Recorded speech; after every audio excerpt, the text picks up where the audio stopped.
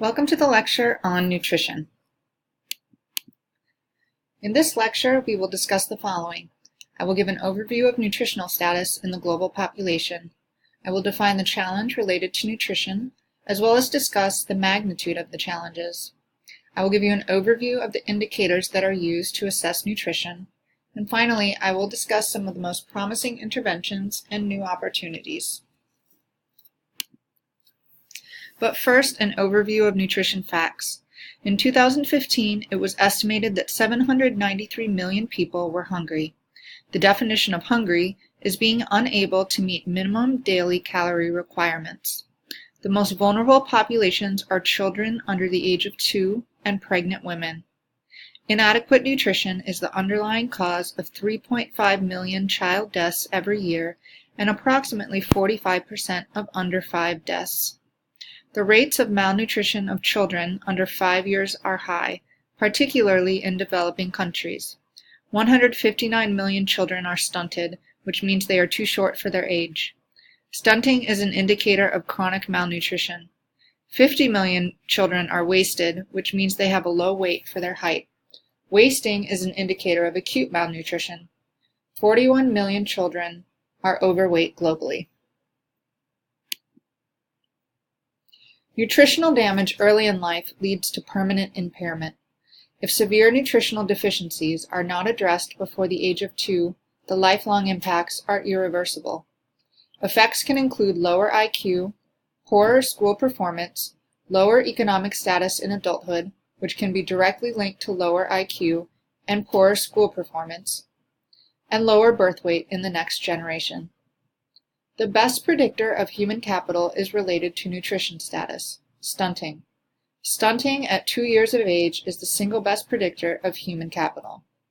Improving nutrition would have significant benefits for the productivity of a country's population. Finally, poor nutrition undermines the achievement of several of the Sustainable Development Goals, yet it remains a low development priority in many countries with the highest burdens. Good nutrition is important for health for multiple reasons. Nutrition is fundamental to growth and cognitive development. It produces energy for the body to stay warm, move, and work. It helps to combat infection and disease. Finally, it helps to support reproduction and subsequent outcomes.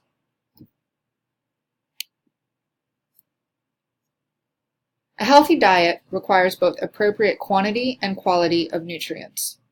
The body needs to burn sufficient fuel every day to support basic functions. The energy, or amount of calories, needed varies according to a person's age, weight, sex, and level of physical activity.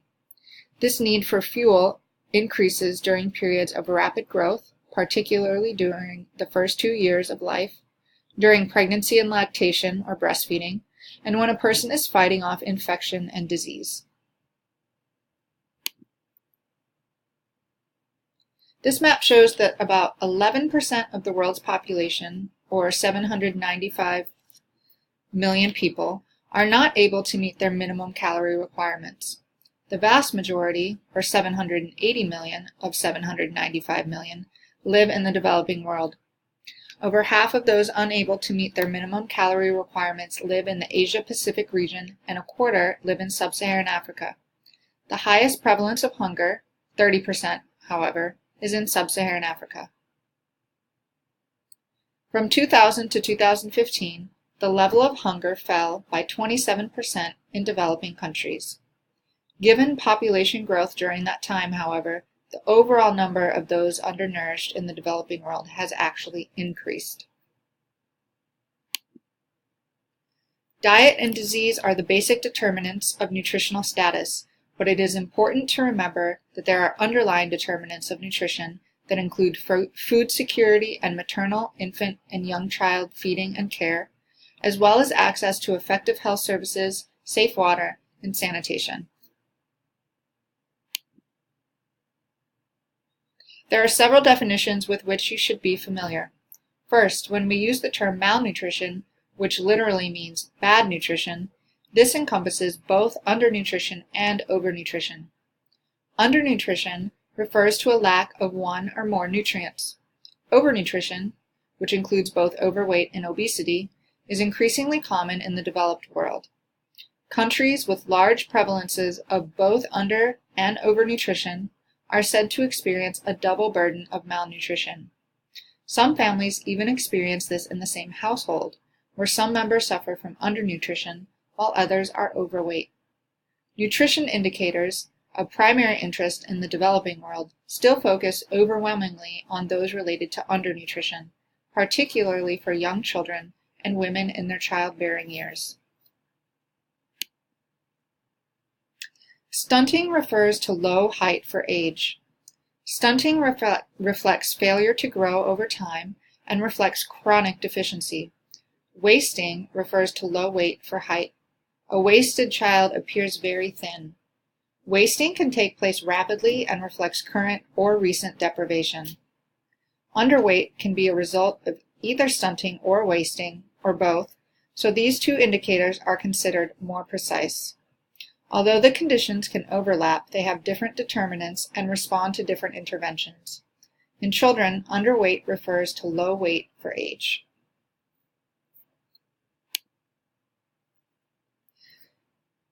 This map shows global prevalence of children under the age of 5 who are underweight.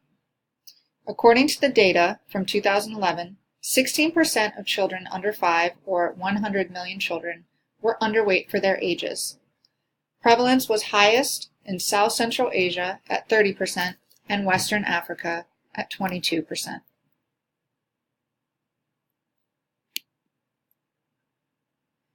In 2015, 159 million children were stunted, which indicates chronic deficiencies over time.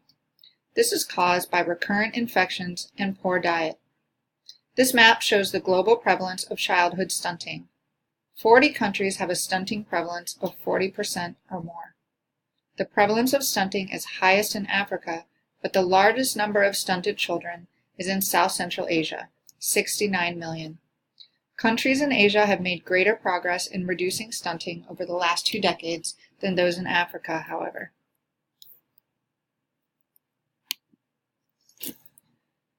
Stunted children appear normal, and indeed might be the norm in many communities. Because of this, stunting is not always viewed as a public health concern. However, children who are stunted face increased risk of contracting infectious disease. Stunting is also a key marker for the underlying processes in early life that can lead to poor growth, the inability to learn, and other adverse outcomes. Those who survive to adulthood face a potential 10% decrease in lifetime earnings compared to their healthy counterparts. This is a picture that shows what stunting looks like. The line on the building is the median height of 9-year-olds worldwide. These children are in Tanzania, where more than 40% of children are stunted. This is a direct result of malnutrition. This is a picture of stunting in Indian children. You can see that all children in the picture are below the median height for 8-year-olds globally.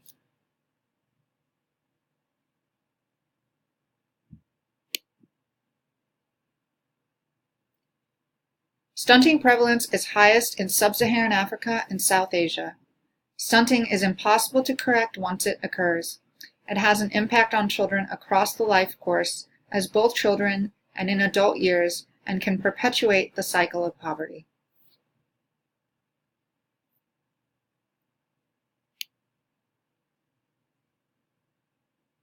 One in 13 children, or 50 million children, under the age of 5 is estimated to be wasted. South Central Asia has the highest prevalence of wasting and also the highest numbers of children affected. The prevalence for severe wasting in developing countries is 2.4%, or 16 million children. Children who are severely wasted need immediate attention. Children who are severely wasted suffer from a condition called severe acute malnutrition, or SAM for short. This is what severe acute malnutrition looks like. This is Michaela, a 12-year-old girl who came to my clinic in Haiti. She was suffering from severe acute malnutrition. She lived quite a long way away from the clinic, and it was not feasible for her to come every day and leave to go home for treatment. So she lived at the clinic for 3 months while she was treated. This is what Michaela looked like after 3 months of treatment. Today, she is a thriving teenager living a normal life for a teenage girl in rural Haiti.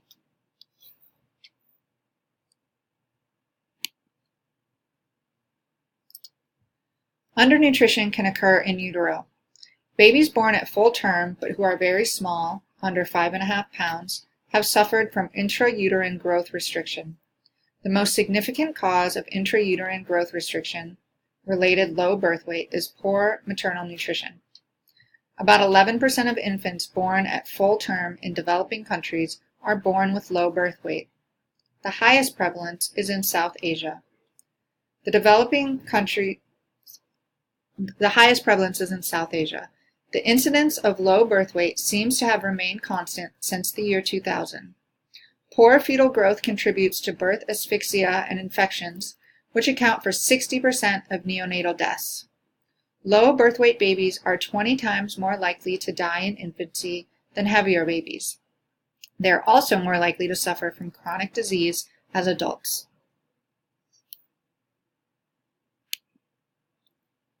Now we move on to specific nutritional deficiencies. Vitamin A is essential for growth and to combat infections. Severe vitamin A deficiency is the leading cause of blindness in children and a common cause of a condition called night blindness in pregnant women. Among children, even mild vitamin A deficiency contributes to deaths from measles and diarrhea and increases the severity of respiratory illness as well as susceptibility to malaria.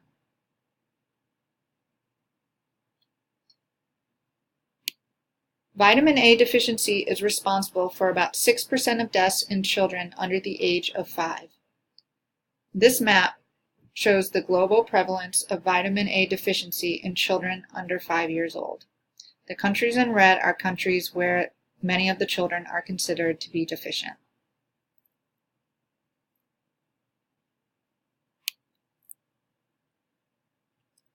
Anemia diminishes the body's ability to fight infection and causes fatigue and apathy.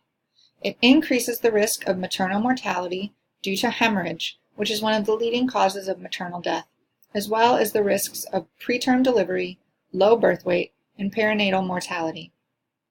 Anemia affects childhood cognitive and motor development and decreases learning ability. The consequences can be lifelong, even when corrected early. Ultimately, the burden of anemia causes lowered adult work productivity and decreased earning potential. The global prevalence of anemia is around 42% among non-pregnant women of reproductive age.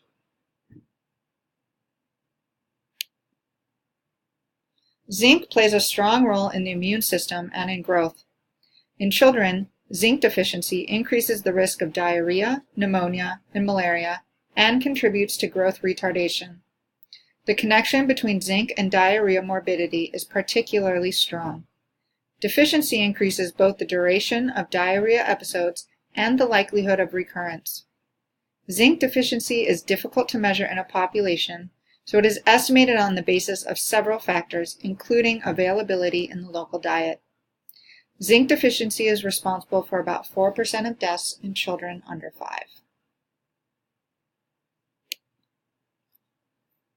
This is a map that shows the national risk of zinc deficiency in children under 5 years of age, with the highest burden in South Asia, followed by several subregions of Africa and parts of South America. We will continue this lecture in part 2.